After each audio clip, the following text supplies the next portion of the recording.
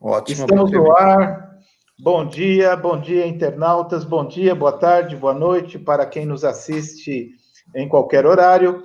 Estamos hoje em mais uma live aqui da Câmara Paulista para a inclusão da pessoa com deficiência no mercado formal de trabalho.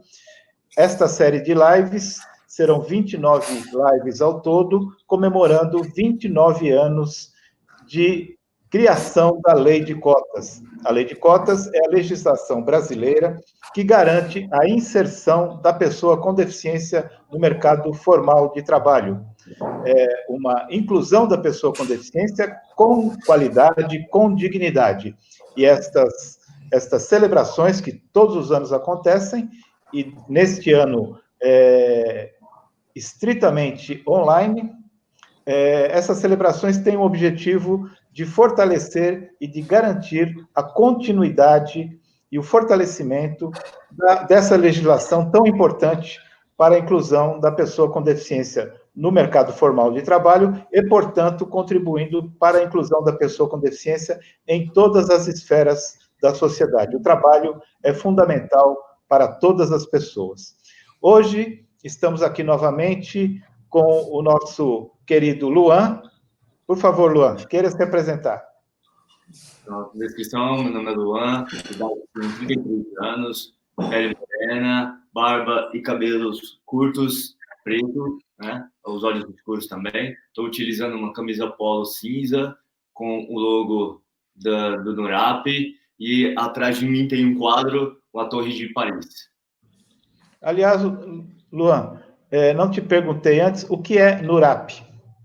Núcleo de Aprendizagem Profissional e Assistência Social. Então, aliás,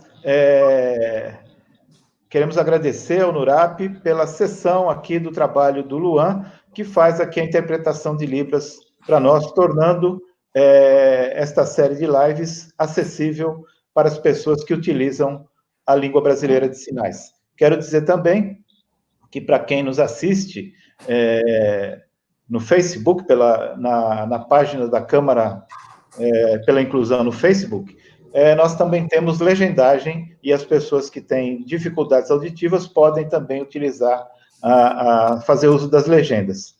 E eu me apresentando, eu sou Tuca Munhoz, sou um homem branco de 62 anos, tenho barba, bigode e cabelo grisalho, meu cabelo mal se vê porque eu passo a máquina 1 bem baixinho, e hoje eu tenho aqui, inclusive, a alegria de compartilhar essa estética calva com o meu amigo Marcelo Panico. Por favor, Marcelo, se apresente também. Bom dia a todos. Meu nome é Marcelo Panico. Eu também, Tuca, como você aí já me antecipou, eu sou calvo, né? Eu tenho 51 anos e também pele clara, branco, né? E é isso. Depois eu vou fazer a minha apresentação do currículo. É isso, Tuca? Isso mesmo, Marcelo. Muito bem. Então, repetindo, né? Esta série de lives tem como objetivo a celebração da existência mesmo dessa legislação brasileira de afirmação de um direito das pessoas com deficiência, que é o direito ao trabalho.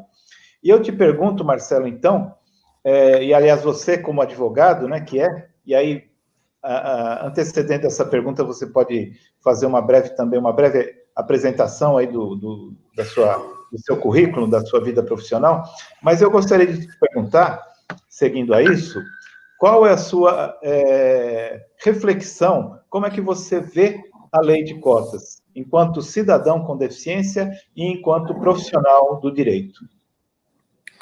Bom, Tuca, muito obrigado pela oportunidade, pelo convite. É uma honra poder participar aqui junto à Câmara Paulista, né, para a inclusão da pessoa com deficiência no mercado de trabalho. Meu nome é Marcelo Panico, sou advogado e administrador de empresas. Trabalho atualmente na área de advocacy da Fundação Dorina Noil para cegos. Atuei durante mais de 18 anos na área jurídica, em grandes empresas da área de telecomunicações.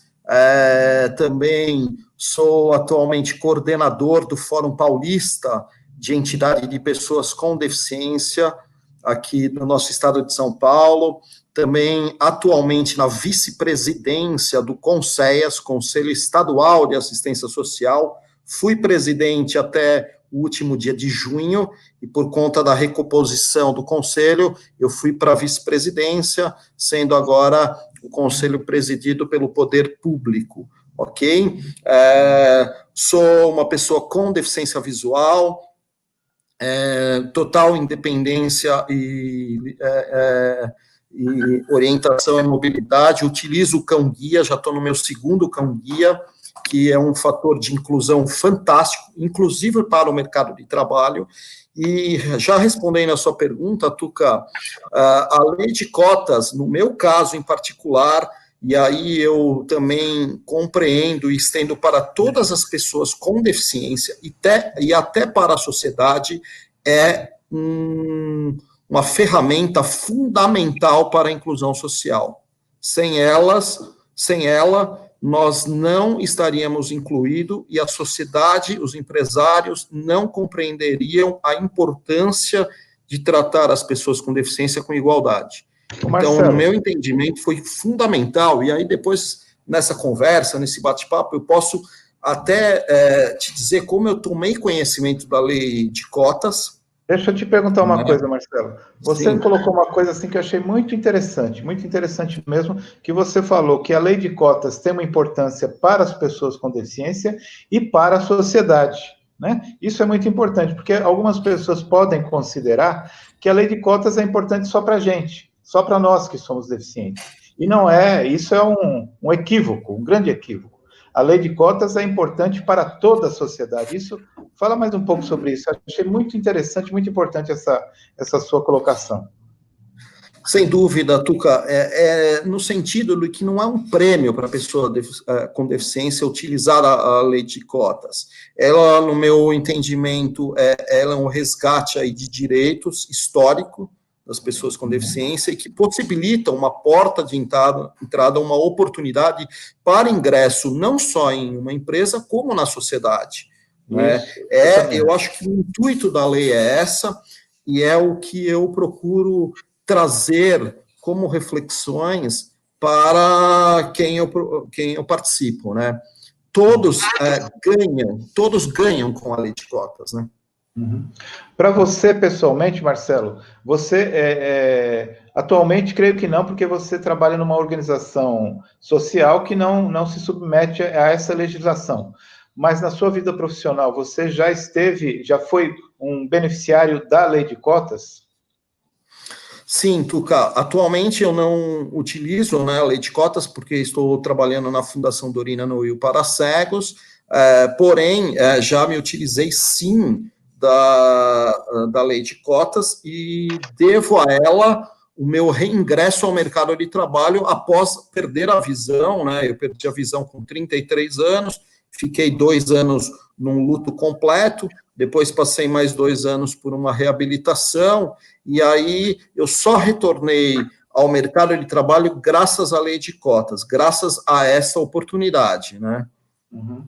Ô Marcelo, você usou uma palavra agora que em alguns momentos, em outras entrevistas, todas com pessoas com deficiência, inclusive já entrevistei outras pessoas cegas também, e outras pessoas com deficiência, você sabe que a gente fala da diversidade humana, mas dentro do campo da deficiência, desse mundo, digamos assim, da deficiência, há uma grande diversidade. Por exemplo, as pessoas com deficiência física, que é o meu caso, as pessoas com deficiência visual, que é o seu caso, e por aí vai. E numa mesma deficiência, são distintas experiências, né? Existem pessoas que são, por exemplo, cegas desde criança, algumas desde o nascimento, e, no seu caso, tornou-se cego depois de adulto. E você usou um termo luto, né? No meu caso, eu acho que não tive isso, em termos nesse aspecto, né? Ainda que passei por situações de aceitação da deficiência e tal, sobretudo na adolescência, mas a minha deficiência é desde os 11 meses de idade, né? Então, eu não tive uma perda, digamos assim, durante o processo de vida, que eu tivesse consciência disso, né? Foi uma coisa quando eu era bebê. E no seu caso, não, você era adulto e você citou o termo luto. Você poderia nos falar um pouco sobre isso, por favor? Sim, Tuca, claro. Realmente eu considerei e considero como luto, porque foi uma perda muito grande, né? Sem dúvida. Como você bem disse, acho que a deficiência tem várias classificações, cada um tem uma maneira assim, um modo de aceitar isso também, né? Dentro da deficiência visual, que aí se engloba a cegueira e baixa visão, o meu caso é baixa visão, mas a minha é muito baixa, né, Tuca?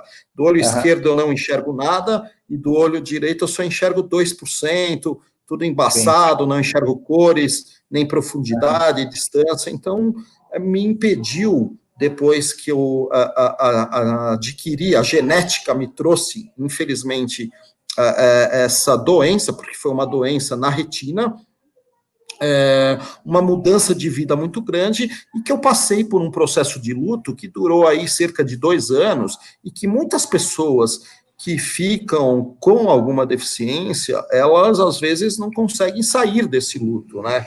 Esse luto eterno que algumas pessoas com quem eu converso, elas vivem, porque é óbvio, como eu enxergava, eu nunca usei óculos, Tuca.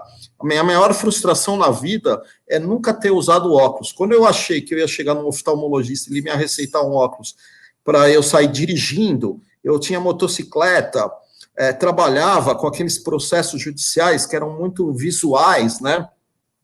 O mundo é muito visual. Foi um choque assim enorme, assim, até hoje eu sinto muita falta da visão, sonho que estou dirigindo, enxergando, e aí é um processo, né, meu amigo, é um processo de aprendizado, aceitação, como você disse, e luto, e chega uma hora que você tem que superar isso, né? E aí eu devo luto, muito à né, minha esposa, Marcelo? à minha família, e o nascimento da minha filha para sair desse luto e buscar ajuda, né? O luto é uma coisa absolutamente normal, faz parte. A vida é feita de perdas também, né? Em vários aspectos. Né? A gente está acostumado a falar do luto, no caso da perda de um ente querido e tal, né? Mas são perdas. O tempo todo a vida tem perdas, né? Tem ganhos e tem perdas. Você falou aí da sua filha, uma filha, é isso? Né? Então, tem Isso. ganhos, né? Que é uma maravilha. Eu gosto muito, inclusive, vou aproveitar e conversar com você sobre isso, sobre a questão da paternidade das pessoas, dos homens com deficiência de modo geral. Eu mesmo tenho 2 filhas, né? Então, são ganhos muito interessantes. E eu queria te perguntar como que, quando você teve sua filha, você já tinha deficiência visual, Marcelo? Então, Tuca, sim, foi uma coisa que você disse aí, que a gente tem muitos ganhos também, né? Na vida a gente tem ganhos e perdas, a gente tem que fazer um balanço sobre isso, né? E foi também num momento muito complicado na minha vida, porque assim que eu perdi a visão, logo em seguida a minha esposa veio com a notícia que estava grávida.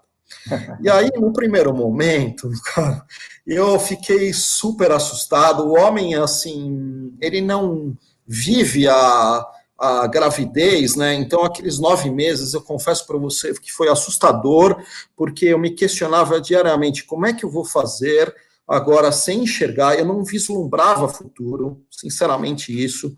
Tuca, eu não conhecia a lei de cotas, embora já fosse formado em advocacia e administração de empresas. Veja só como é importante o assunto que nós estamos abordando. E aí, quando a minha esposa me deu essa notícia, eu achei que eu não ia suportar isso. Mas nada é por acaso. Quando a Maria Luísa, que hoje tem 16 anos, ela nasceu, foi aí um grande ganho, um grande resgate para que eu levantasse desse luto que eu mencionei, dessa perda, e procurasse ajuda, procurasse alternativas, né?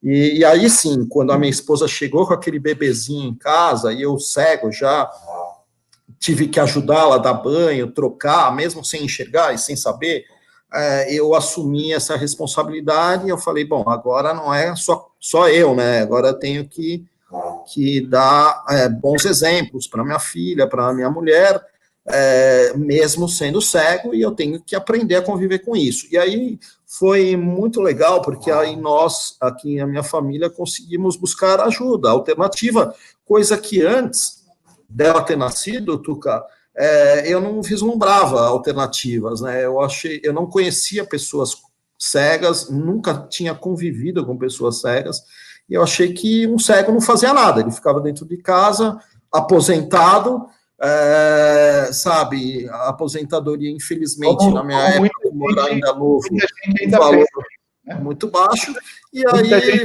foi isso, foi um treino muito grande. Não é? Muita gente ainda pensa que cego não faz nada, não é? E muita gente muita gente pensa que pessoas com deficiência, e aí em geral homens e mulheres, também não podem ter filhos, né? Mas eu queria te perguntar uma outra coisa em relação à paternidade. Como que sua filha cresceu, está com 16 anos agora, convivendo com você? A minha experiência, só para te dar um exemplo, das minhas filhas crescendo com um pai cadeirante, foi muito rica, com várias passagens curiosíssimas, engraçadas, divertidas, de modo geral, muito positivas. 99% das vezes, muito positivas, né? Como é que foi a sua filha? Como é que ela te viu desde bebê, crescendo, como um pai, como um homem cego? Olha, Tuca, muito legal a sua pergunta. Também compartilho contigo, eu acho que 99% só foram experiências agradáveis e maravilhosas, né?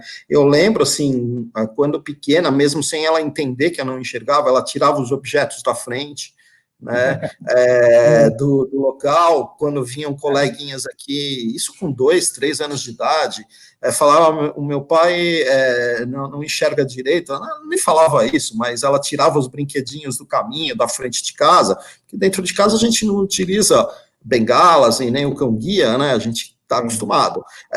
Na escola também, e hoje ela me vê assim com muito orgulho, né, porque apesar de toda essa dificuldade, a gente sabe que tem, dificuldade de locomoção na nossa cidade de São Paulo aqui, eu sou paulistano, as ruas, né, o trânsito perigoso, também essa questão das barreiras de atitudes que a gente vai abordar aí com relação ao próprio trabalho, ela sabe que, apesar de tudo, o pai dela traz para casa, traz nas nossas conversas um crescimento pessoal para ela, isso é engrandecedora, eu percebo isso. Então, todas as entrevistas que faz, ela é bailarina, então ela faz lives e dá entrevistas, ela sempre menciona isso, que o meu pai me dá muito orgulho, porque está aí na vida batalhando pelo um sucesso pessoal e profissional. É isso, é muito legal. Muito sabe, Marcelo, que eu fico muito, até, de fato, emocionado de te ouvir falar isso, porque eu passo ainda hoje, a minha filha menor tem 8 anos, né?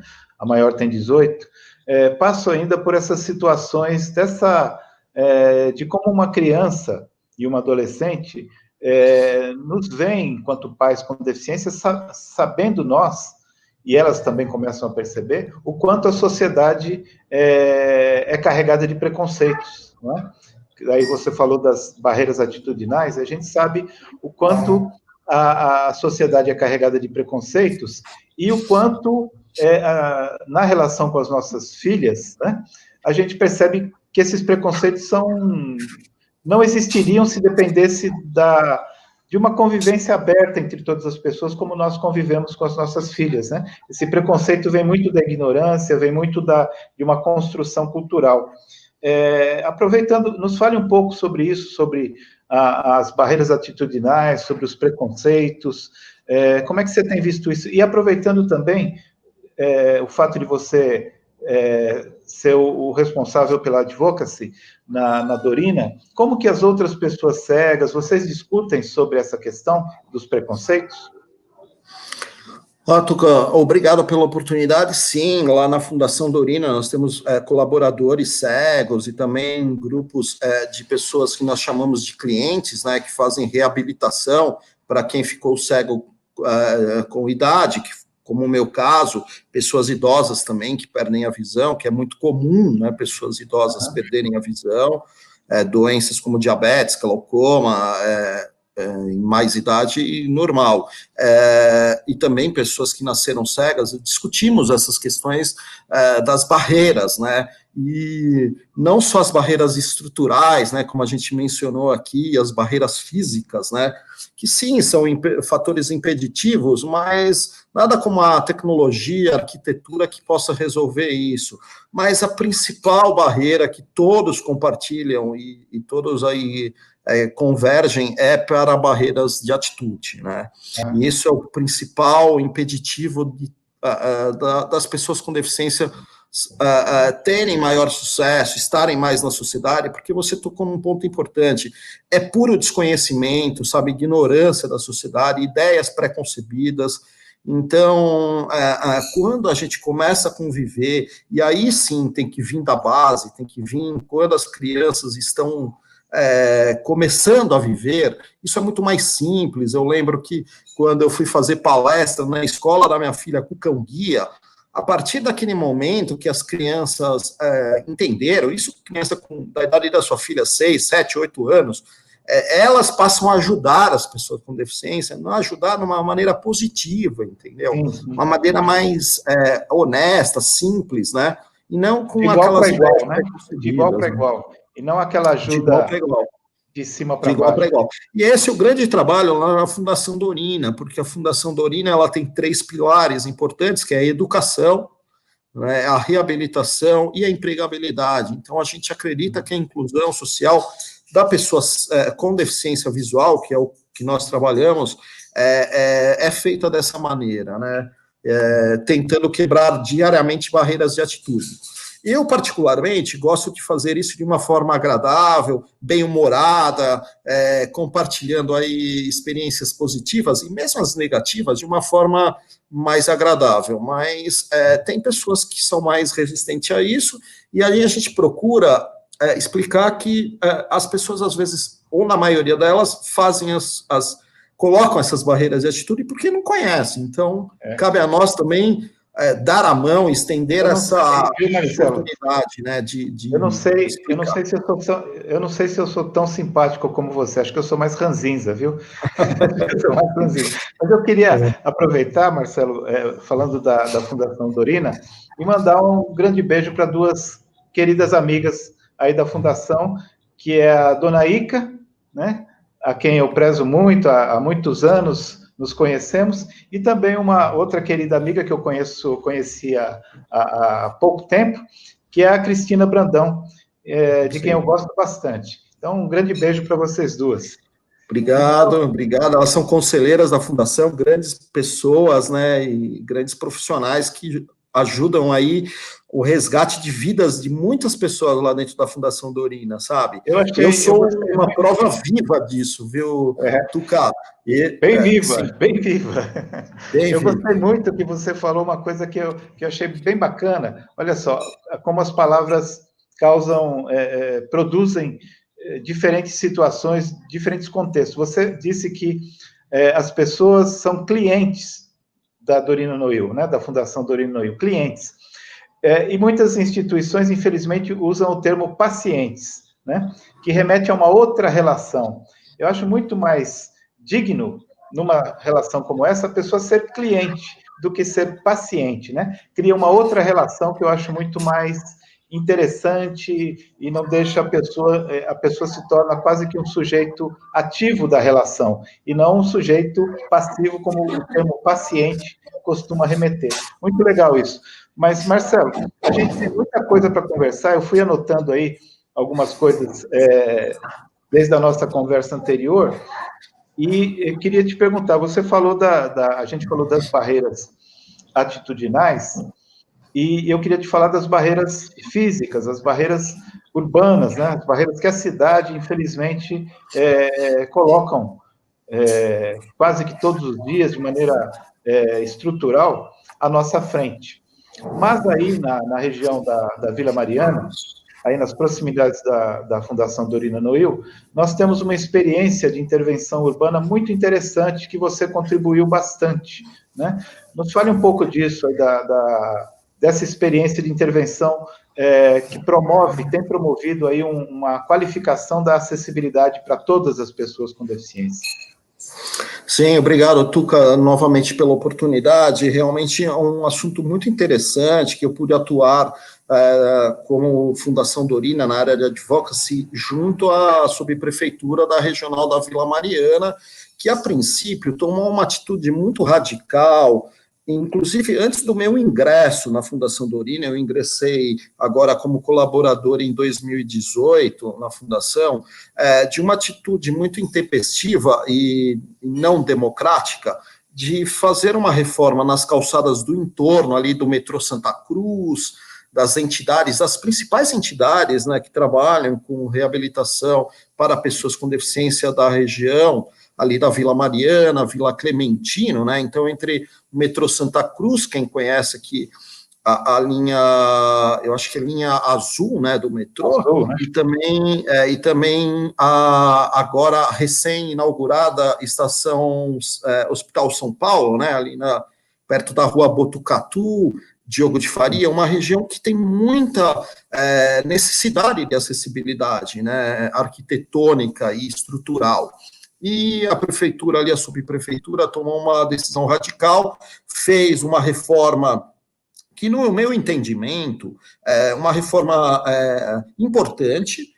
A calçada ficou ótima, mas, como você disse, ela não atendeu a todos. E por que isso aconteceu? Porque os atores, quem seria o destinatário final daquela melhoria que para a subprefeitura era isso, a cabeça da pessoa que fez o projeto era realmente a acessibilidade, foi lamentável, porque as pessoas cegas não tinham orientação ali com relação ao piso direcional tátil. Nós sabemos que é impossível e utópico colocar piso direcional tátil em toda a cidade de São Paulo. A cidade é muito grande, etc. Mas em rotas estratégicas, rotas específicas, como é o caso de uma saída de um metrô tão movimentado como o Santa Cruz para a Fundação Dorina no Rio, e outras como a Deva, que é ali perto, que também trabalha com pessoas com deficiência visual, seria fundamental. Então a calçada ficou ótima, as pessoas que usam cadeira de roda adoraram a calçada. Eu, como uso cão-guia, e não utilizava a bengala naquele momento que testei a calçada, achei sensacional. O cachorro pegou uma linha reta, não desviava de nada. Então, é fundamental. Só que eu tive ali uma reclamação muito grande das pessoas cegas que utilizavam bengala e que estavam aprendendo a orientação e mobilidade e precisavam daquela rota de apoio. Quando você aprende, quando você começa a andar sozinho com a sua bengala, é um negócio um pouco assustador, você tem que ir com calma, porque é uma sensação muito estranha.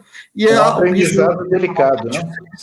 Essencial. E aí, foi muito interessante, porque eu estive, enquanto Fundação Dorina, interagindo com a subprefeitura, o subprefeito Fabrício Cobra Arbex, que esteve na subprefeitura até o mês de junho também, recentemente, foi muito solícito, muito receptivo, entendeu e escutou, né, escutou muito, e disse que interceder junto ao Cid Torquato, que é o nosso secretário municipal dos direitos da pessoa com deficiência, e o prefeito Bruno Covas, para que o projeto de calçadas, que são outras calçadas contempladas pela prefeitura, pudessem contar com o piso direcional tátil e atender. E assim foi feito na rota do metrô Santa Cruz para a Fundação Dorina, descendo pela rua Dr. Diogo de Faria.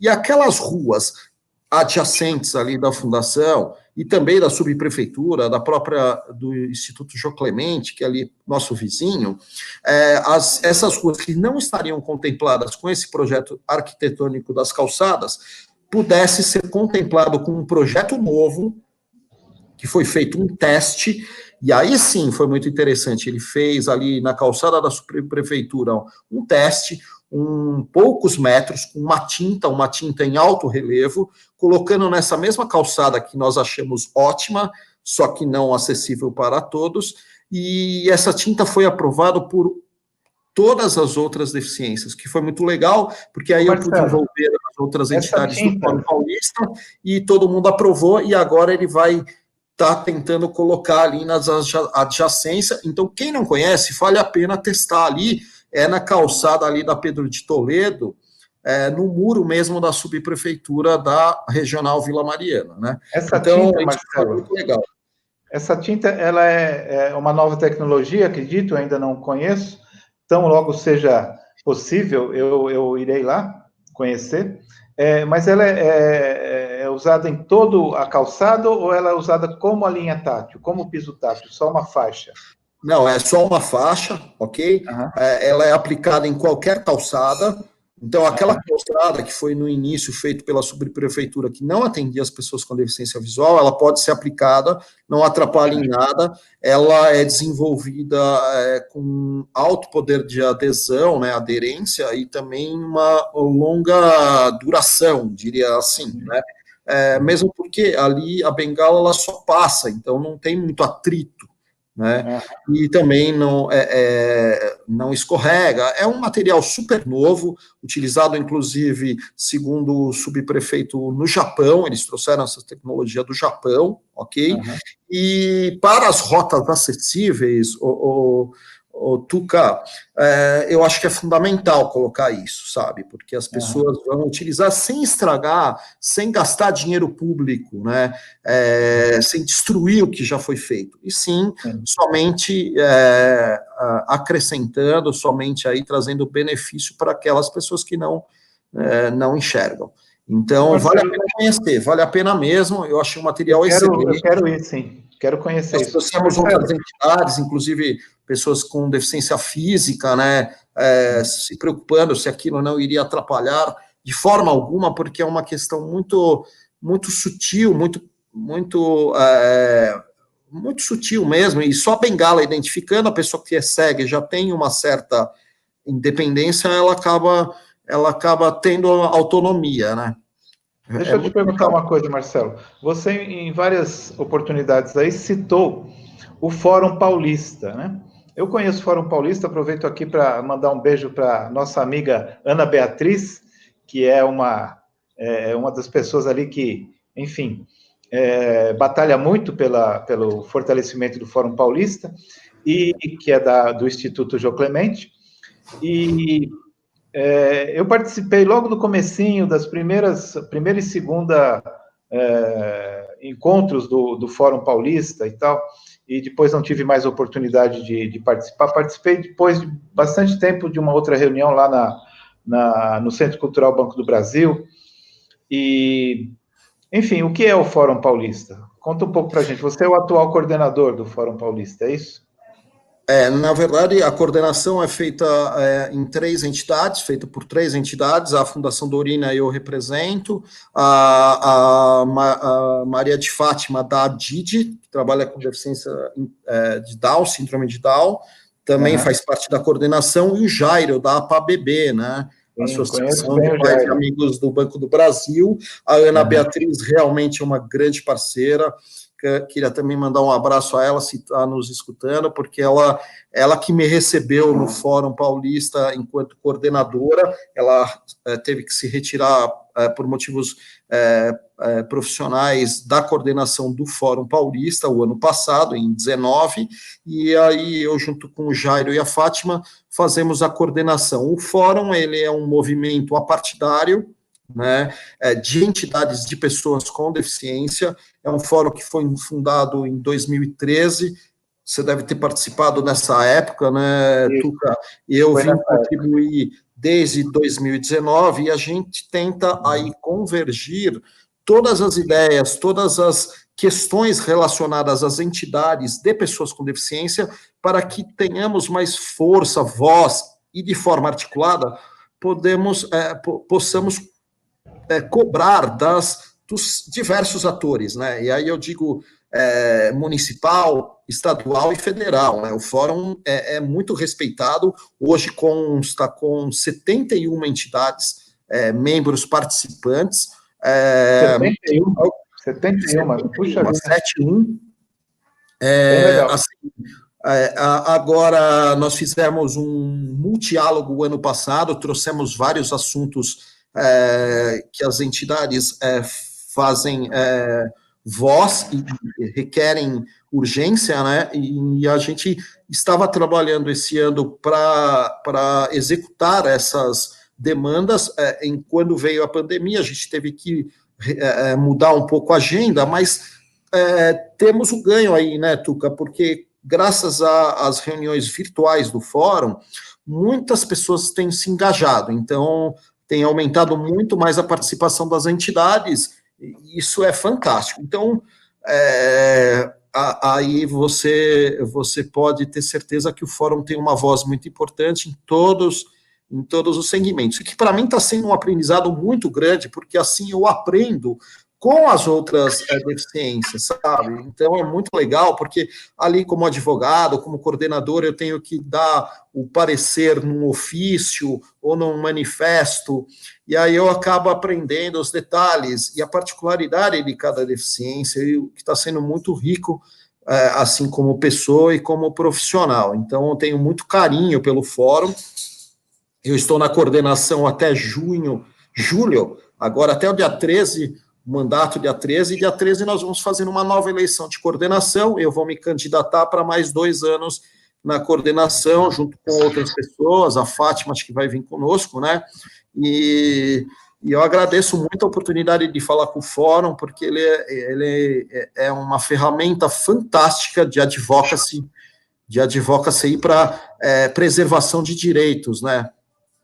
Ô Marcelo, você tem uma vida política, eu digo no sentido das suas articulações aí com a sociedade, né? Não política partidária, mas tem uma atuação bem grande aí em várias instâncias de defesa de direitos e tal. E também você é membro, você citou aí no começo, do Conselho Estadual de Assistência Social. Não é?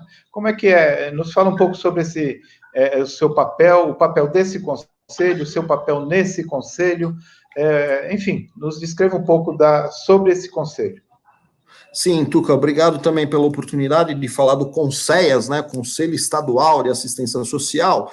E, olha, Tuca, desde que eu reingressei na Fundação Dorina em 2018, eu tive que também me reinventar na minha carreira, porque eu vinha da carreira jurídica, né, da carreira advogado, eu tenho muito linguajar jurídico, muito técnico, tudo, e quando eu, junto com a fundação, a direção da Fundação Dorina, acertamos para que eu desenvolvesse a área de advocacy, eu tive que me reinventar, tentar falar de uma maneira mais clara, mais objetiva, mais, assim, direta para todos os públicos, né? E a Fundação Dorina, ela em 2018 foi eleita, porque a cadeira lá do CONSEAS é da Fundação Dorina, para representar as entidades de assistência social no Fórum de Assistência, no Fórum não, no Conselho de Assistência Social.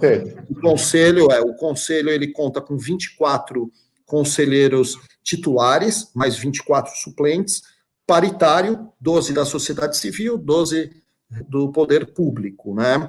E é também um grande aprendizado e uma grande satisfação, porque além de aprender muito, posso contribuir tanto na minha experiência jurídica, mas também na minha experiência como administrador de empresas, porque ali tem muitos profissionais técnicos da área da assistência social, muitos profissionais do poder público que trabalham na Secretaria de Justiça, Secretaria da Fazenda, Secretaria de Desenvolvimento Social. Então é muito rico ali, pessoas que representam moradores em situação de rua, pessoas que participam de conselho de idosos, né? Então a gente acaba não só praticando as políticas do SUAS, né, que é o Sistema Único de Assistência Social, é a lei orgânica da assistência social, tem uma lei muito bonita, muito legal, muito eficiente, com a cofinanciamento do governo federal, estadual e municipal, e eu tento ali, na minha contribuição, tentar fazer que todos os atores se conversem. Eu fui presidente até junho, então esse era o meu maior papel ali dentro do conselho, fazer que todo mundo de uma forma democrática, pudesse convergir para que essas políticas elas fossem avante e pudessem, dentro da capilaridade, chegar a quem mais precisa. São os públicos mais vulneráveis, né? E Marcelo, aí, não só Marcelo, eu até gostaria... Pessoa com deficiência, mas pessoas com todo tipo de vulnerabilidade, né? Crianças, aliás, mulheres... Viu, Marcelo? Tem Depois eu vou te procurar, em outro momento, para conversar, pedir algumas informações com você sobre isso, até porque eu tenho grande interesse em algumas questões específicas na área do SUAS.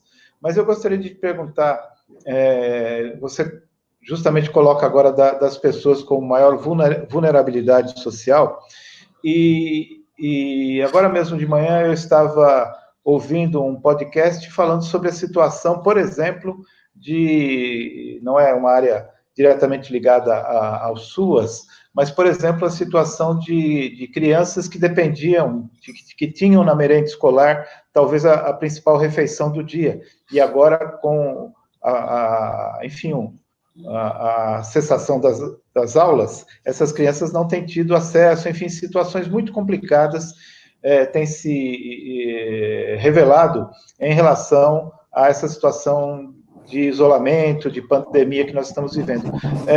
O que o Conses tem uma ação específica? Qual é a estratégia do Conses para lidar com situações como essas?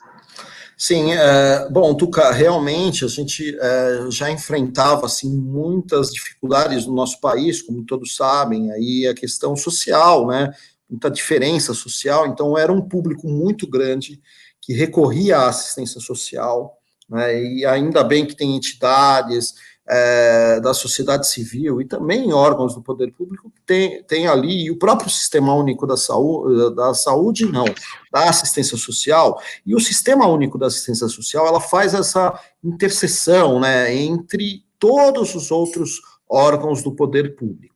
E lá no Conselho, nós temos muito essa preocupação, porque quem procura assistência social é quem realmente está precisando e tem a primeira coisa que procura é com relação à alimentação, questão de catástrofes, ali, questão de moradia, também questão de até registro, né, civil que se perde em enchentes, em, por exemplo, desmoronamentos. Isso é o papel da assistência social, e aqui no nosso estado de São Paulo, ele é muito estruturado, sabe, através dos CRAS, das DRADs, né, que são as diretorias regionais, em 6 macro-regiões do estado, e as políticas públicas existem. Cabe nós, inclusive do Conselho, colocarmos ela em prática. E eu confesso a você que eu me surpreendi muito na presidência do Conselhas, porque eu tive um conselho muito engajado, muito preocupado, principalmente depois que o governador decretou aí o estado de emergência no estado de São Paulo, a partir de março, e esses assuntos, principalmente relacionados à alimentação e também cofinanciamento para materiais de equipamentos de proteção individual para aqueles profissionais e para as pessoas que vivem eu vou falar de uma forma, são abrigos, né, mas tem outro nome, também as casas para idosos, né, de longa duração, alojamentos de longa duração, também foi passado rapidamente, a gente pode trazer aí, remanejar recursos financeiros do governo federal, destinado especificamente para assuntos emergenciais, aí a gente não está falando do auxílio emergencial, está falando especificamente para a compra de cestas básicas, para a política da assistência, né? Que vem atender ao público que você está falando, que é uma preocupação da Secretaria da Educação, no meu entendimento, você manter aí a merenda, ou também o acesso à merenda, mas que a família que recorrer à assistência social, e todos aqueles que recorrem à assistência social, eles têm assim, o carinho e o suporte desses grandes profissionais que são os assistentes sociais. E ali, através de um cadastro único, de uma orientação, de um caminho, de uma cesta básica, que for o caso que nós falamos aqui, de documentos, enfim, ali na sua região, no seu município, no seu bairro. Aqui em São Paulo tem algumas bairros, inclusive em comunidades, né, como Paraisópolis, tem próximo ali, eles são acolhidos, mesmo em tempo de pandemia, está funcionando, hora presencial, hora virtual. Isso me deixou bastante engrandecido, porque mesmo com toda a dificuldade, nós conseguimos tocar as políticas de assistência social. Mas, Tuca, eu vou falar uma coisa para você, que não basta a sua vontade, precisa de muito dinheiro, muito recurso financeiro. E a gente, de muitos anos, vem passando por um desmonte das políticas públicas de assistência social. Então, a cada ano, o repasse de verbas, de orçamento é cada vez menor. O ano passado, a gente tinha previsto um corte de 30% de um valor que já era muito pouco. Isso a pobreza aumentando e os serviços sendo desestruturados. O que o CONSEAS, assim, o grande desafio vai ser o pós-pandemia, porque muitas pessoas que não estavam na assistência social, não procuravam assistência social, por conta até do desemprego, vão procurar, e nós temos um orçamento menor. E aí nós temos um desafio lá dentro do Conselho, provocar o governo federal para que ele olhe para a assistência social como um instrumento importantíssimo para resgatar essas pessoas da vulnerabilidade. Então, é um desafio que eu conto com a ajuda de todos aqui que estão nos ouvindo, né? A sociedade precisa se engajar nisso. Ô, Marcelo, eu queria voltar a uma questão também que a gente sempre aborda em todos os programas, que e eu acho cada vez mais importante, cada vez mais presente, e, portanto, deve ser cada vez mais discutida a questão das tecnologias para as pessoas com deficiência. E a gente está vendo aqui, talvez muita gente ainda desconheça, talvez não, certamente muitos desconhecem, o quanto a tecnologia é importante para as pessoas com deficiência e quanto as tecnologias hoje estão bastante acessíveis, as tecnologias de informação, no caso, para as pessoas com deficiência visual. Você aí, como uma pessoa com deficiência visual, utilizando um equipamento com toda a autonomia, com toda a qualidade, explorando toda a potencialidade que essa tecnologia tem. No caso aí, você deve ter seus softwares específicos, tanto no computador como no telefone. Nos fala um pouco sobre isso. Aliás, queria te falar uma coisa. Eu aprendi com um amigo nosso, acho que você deve conhecer, o Carlos Ferrari. Sim. Né? Que eu aprendi a usar com ele o ledor do iPhone. Então, eu tenho lido, entre aspas, livros com o ledor do iPhone, né? Você usa também essa tecnologia do ledor?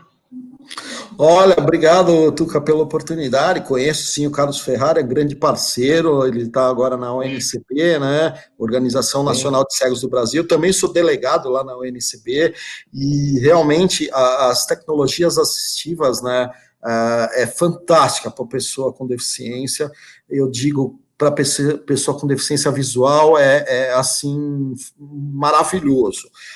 Eu contei no início aqui que antigamente eu era aquele advogado que ia no fórum, quando enxergava, pegava o processo, era um processo físico, então eram muitas páginas, você tinha que ler. Eu gosto muito de ler, sempre gostei muito de ler livros, né, e quando eu perdi a visão, não vislumbrava trabalho, não vislumbrava fazer nada na minha vida, e foi lá na Fundação Dorina que eu comecei a tomar acesso às tecnologias. Primeiro, as rudimentares, como os DOS-Vox, as fitas cassetes para escutar os livros. Não sei, todo mundo jovem agora não vai lembrar das fitas cassetes, mas para quem tinha o seu Walkman ali, escutavam os livros. E agora, como você mencionou,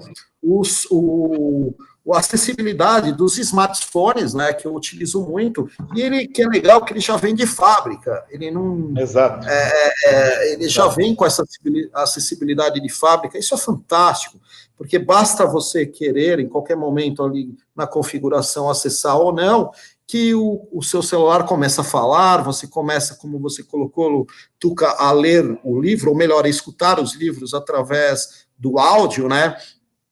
E eu estou com o meu celular aqui, com o fone no lado esquerdo, o outro do lado direito, estou aqui com o laptop também, que tem um software de voz que chama NVDA.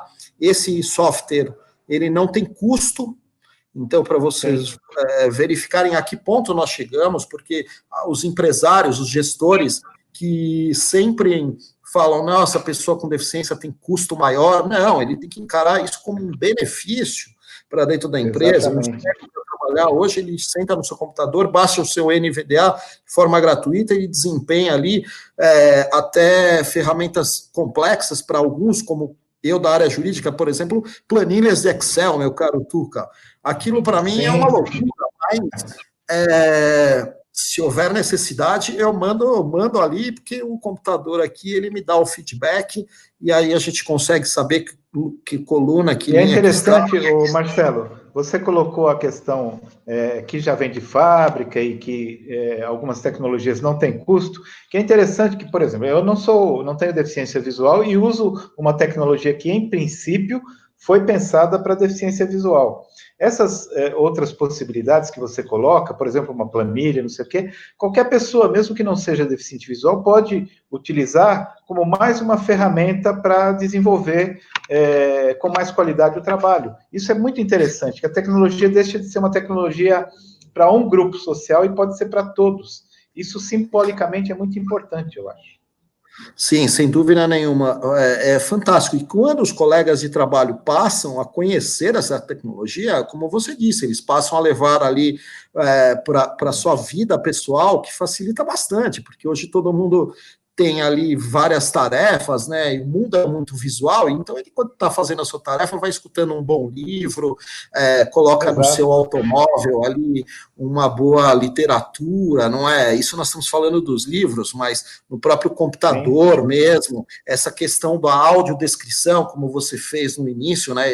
Descrever as imagens para quem não enxerga, é fantástico, e é muito simples fazer isso. Mas Exatamente. Tem que ter essa quebra de barreira, de atitude. Eu, muitas vezes, fui assim, tolhido de participar de reuniões que só tinha um gráfico de pizza, só tinha um gráfico de imagens, e o meu gestor, sem conhecer, falava, Marcelo, eu não vou te chamar para essa reunião aí, porque para você vai ser muito chato, só tem gráfico de imagem lá. Eu falei, não, mas é essa aí que eu quero participar, para ver que quem está palestrando lá vai explicar para um cego o que está escrito, porque se ele conseguir fazer isso, todo mundo vai entender a palestra. E aí o gestor... E se ele conseguir fazer isso, é porque ele entende do que está fazendo. Né? Ele entende o que está fazendo. Então, é muito simples, gente. Então, não tem... É lógico que tem as técnicas de uma audiodescrição profissional, que tem aí em filmes, né? Na própria televisão, mas uma audiodescrição simples, eu acho que é fundamental para você quebrar barreiras de atitudes e incluir a pessoa cega na sociedade, e eu contribuí muito isso nas grandes empresas que eu trabalhei antes, era muito, muito gratificante fazer isso, muito interessante, né, Tuca? Marcelo, nós temos alguns minutos ainda de bate-papo, que está muito gostoso, muito rico. Enfim, eu saio sempre um pouco, saio feliz, mas também saio frustrado das entrevistas, porque dá vontade de conversar muito mais. Mas eu queria colocar agora o seguinte: hoje, queridos internautas e internautas, internauta não tem gênero, né? Isso é muito bom. Queridos e queridas internautas, hoje nós temos 12 anos de ratificação pelo governo brasileiro da Convenção Internacional pelos Direitos das Pessoas com Deficiência. É uma data importante também, muito importante, tão importante quanto o 24 de julho, que é o aniversário da criação da Lei de Cotas, e a Convenção da ONU, adotada por centenas de países em todo o mundo, e no Brasil, o Brasil foi um dos países pioneiros, tanto na construção junto à ONU dessa convenção, como na ratificação, dos primeiros países a ratificar a convenção. essa convenção desdobrou-se aqui no Brasil na Lei Brasileira de Inclusão, chamada também Estatuto da Pessoa com Deficiência. Marcelo, qual é a sua reflexão, enquanto jurista, enquanto cidadão com deficiência, da importância da Convenção da ONU? Obrigado, Tuca, novamente pela oportunidade. Bom, a convenção foi fundamental, né, para a preservação dos direitos, né, e marcar aí a nossa legislação brasileira. A reflexão que eu trago é que ela é muito avançada, ela é muito moderna. Eu acho que a Lei Brasileira de Inclusão, como você disse, a 13.146, né, ela é revolucionária, ela trouxe todas essas modernidades, né, trouxe a convenção também. Eu acho que o Brasil não falta arcabouços legais. Ele tem até mais do que o suficiente. O que falta muito é a gente regulamentar isso e praticar isso. Ok? Essa é a reflexão que eu trago. Qualquer assunto, inclusive da empregabilidade, que é um grande trabalho da Câmara Paulista, está aí na convenção, está na LBI, está na lei de cotas, que a gente mencionou, que existe desde 1991, lei de cotas. Então, o Brasil tem lei suficiente, o que a gente precisa é praticar um pouco mais isso. E aí eu provoco quem está nos assistindo, principalmente as pessoas com deficiência, sejam protagonistas da sua história, participem do Fórum Paulista de Entidades, participem da Câmara Paulista de Entidade, participem do CONSEAS, da Fundação Dorina, das outras instituições, como atores protagonistas da sua história. E só façam jogar luz, e aí eu sei o quanto é importante para um cego jogar luz para essa legislação que você trouxe, que é a Convenção da ONU, e para todas as outras específicas do nosso arcabouço legal. É a reflexão que eu trago. Participem. Sem um movimento social organizado e articulado, a gente não consegue colocar essa maravilhosa convenção, essa maravilhosa lei brasileira de inclusão, essa maravilhosa artigo da lei da Previdência Social, que é a lei de cotas, da lei 8.213, é um artigo, mas quanto foi importante isso, Tuca, para que as pessoas fossem incluídas na sociedade através do trabalho. Se não fosse o trabalho, nós não teríamos muito mais dificuldade. E fiquem atentos, senhores, porque a flexibilização de lei de cotas, como ia acontecer o ano passado, no dia 3 de dezembro, seria um processo imenso, imenso. Eu estive em Brasília, Tuca, com outros grandes atores, articulando junto com a Comissão Permanente dos Direitos da Pessoa com Deficiência na Câmara dos Deputados, e eles retiraram da pauta da urgência aquela flexibilização que ia possibilitar empresas de pagarem um valor para o governo federal ou fazerem arrumações aí para contratarem... Seria uma enorme regressão, né, Marcelo? Uma regressão imensa. Então, senhores, a reflexão que eu faço, lei nós temos muitas, vamos garantir o direito a elas. É interessante, Marcelo, quando você fala, e eu concordo com você, o Brasil realmente é bem aquinhoado de legislação. A grande dificuldade que eu percebo é a transição entre a lei e a política pública, né? Transformar o que a lei recomenda em política pública. E aí um exemplo muito interessante que você nos trouxe, que é um exemplo, e faço um trocadilho, um exemplo absolutamente concreto, é quando se pega uma lei que se refere, por exemplo, à acessibilidade e se reformam calçadas, né? Então, é a lei se transformando na política pública.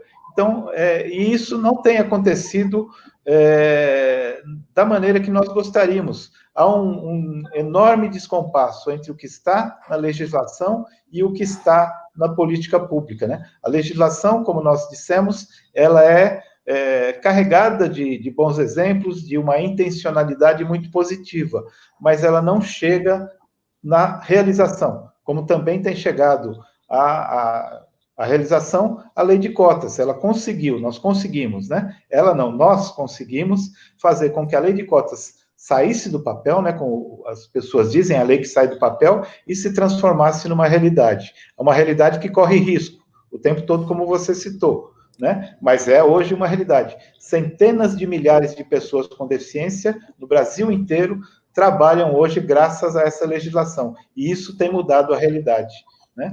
É bastante interessante essa sua reflexão, porque ela faz esse paralelo entre a lei e a realidade concreta da política pública.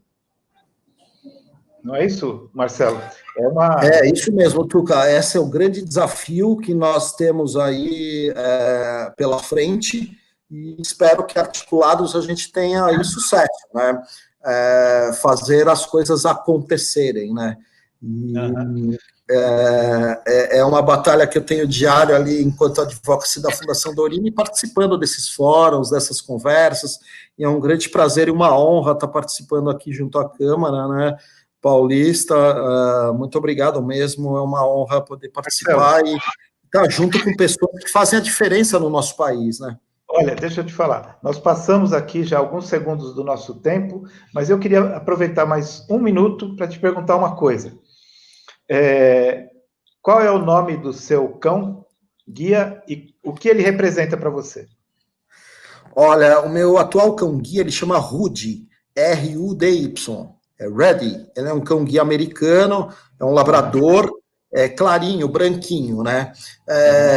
E assim como o meu primeiro cão guia, o Harley, que era um labrador preto, que eu obtive em 2007, o cão guia para mim representou independência, liberdade, locomoção, segurança, mas o que ele mais me representou foi inclusão social.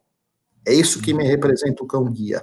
Dificilmente eu saio na rua ou vou nos lugares que as pessoas não vêm falar comigo por causa do cão guia. Isso, pessoas, é fantástico, porque isso é um fator de quebra de barreira. Porque aí ele vai saber que um cego que usa um cão guia, ele sabe falar, trabalha, tem família, e, enfim, é uma pessoa igual a ela. E isso quem trouxe para mim foi o meu primeiro cão guia e agora o meu segundo cão guia.